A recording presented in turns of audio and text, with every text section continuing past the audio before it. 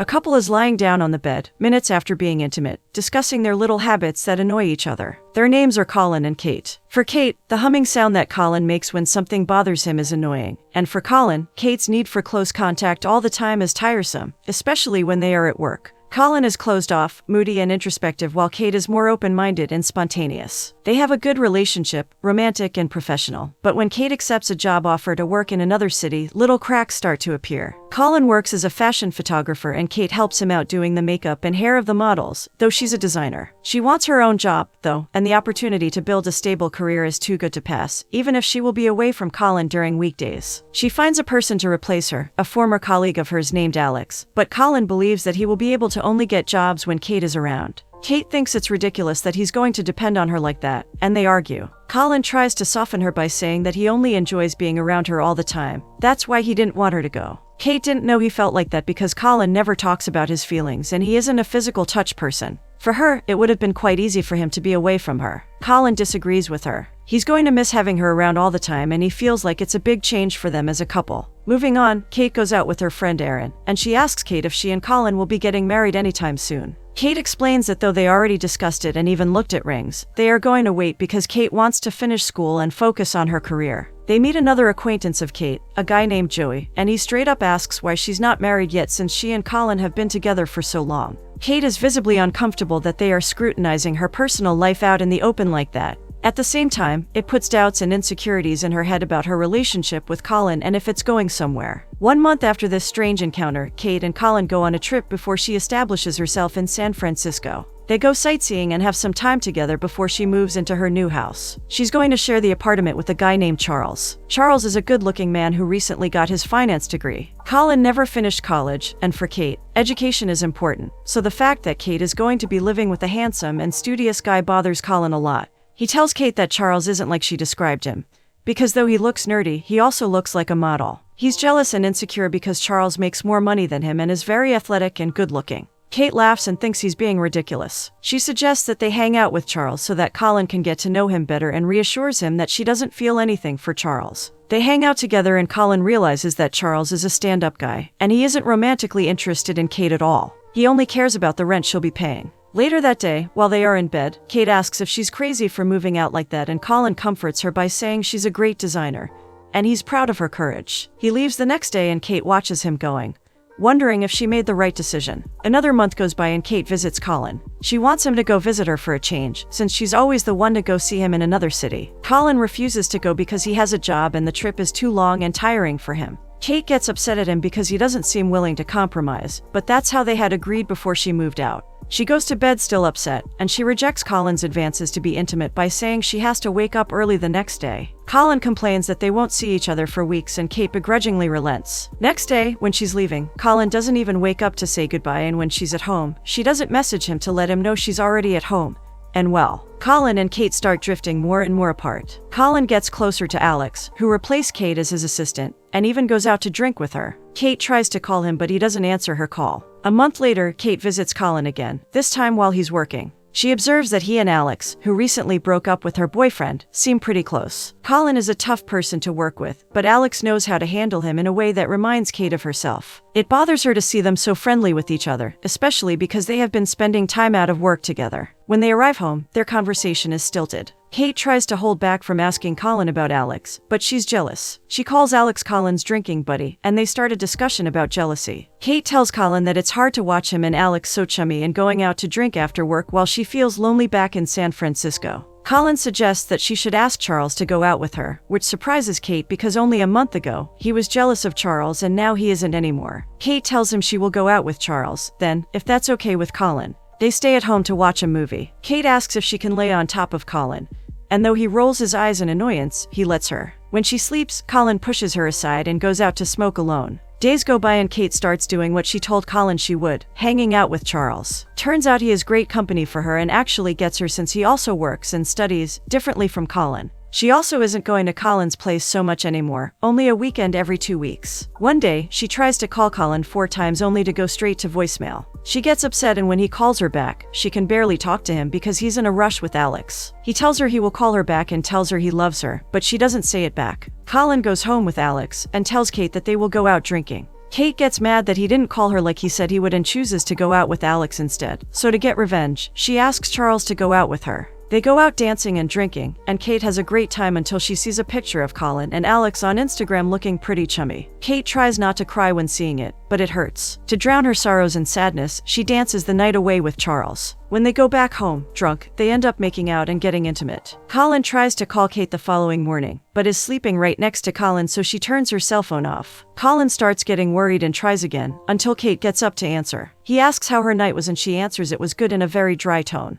She lies to him that she stayed home and watched a movie, and Colin apologizes for not calling her back the night before. He explains that he was disappointed because she didn't come visit him. Kate says it's alright and asks if she can call him back. When she turns off the phone, it finally dawns on her that she cheated on her longtime boyfriend because she was upset with him. Now she has a big problem on her hands. Kate stops calling and answering Colin calls. He gets really worried and upset, keeps trying to call her to no avail, and stares at her pictures with longing. He vents to Alex saying it was a mistake to be apart from Kate, and that he has a bad feeling about her evasiveness. Alex suggests he drops everything and goes after her if he's so worried about her, but Colin isn't like that. When Alex leaves Colin, she decides to call Kate and see if she's alright. Kate is very short with Alex and tells her that she's going to talk to Colin. Alex is confused by Kate's strange behavior since she's just trying to help. After Alex's call, Kate makes the decision to drop everything and go back home. Colin cleans up the house and even worries about what he's going to wear to pick Kate up from the airport. When they see each other after so long, they hug tightly. The trip back home is silent, with only music in the background. To break the awkward silence, Kate tells Colin that she needs to tell him something.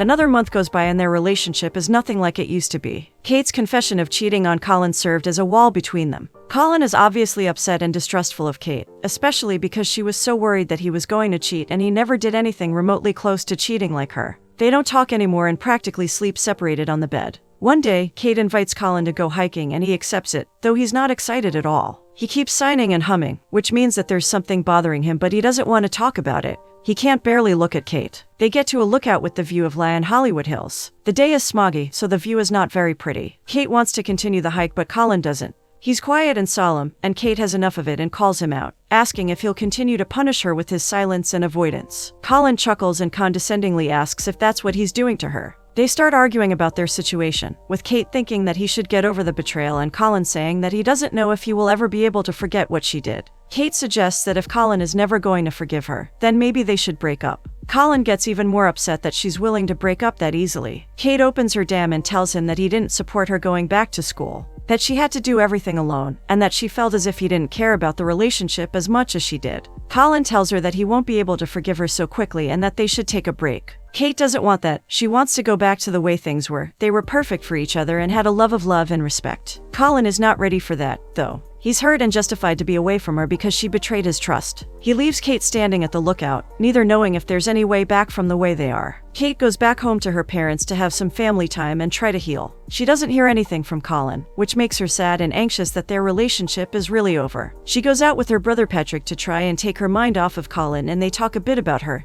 and Colin. In Patrick's opinion, their relationship wasn't as perfect as they imagined because if it was, Kate wouldn't have cheated and Colin wouldn't be so afraid of commitment. Kate agrees with him. Colin didn't put any effort in their relationship, nor did he support her when she needed it. He also never made any comment about wanting to tie the knot with her, which was something Kate wanted. Patrick advises Kate to not expect things from Colin because he's not the type of man that will follow the norms, and they seem to be drifting apart not only because she cheated, but because Colin isn't willing to move in Kate's direction. He makes his own way. Patrick wants Kate to be happy and think about herself for a change, not what Colin wants, even though she hurt him by cheating. She still needs to think about her dreams and wishes if she wants to be happy. Meanwhile, Colin is at a pool party watching some pretty girls sunbathing. His friend Greg suggests that he tries to hit on them and Colin goes. Nothing comes of it, though, because even if he's trying to move on, he's still hurt and he loves Kate. Greg tells him he needs to stop beating himself for a mistake that Kate committed, and that he should only be angry at her, not sad. Kate moves in with Aaron and starts the process of moving on from Colin.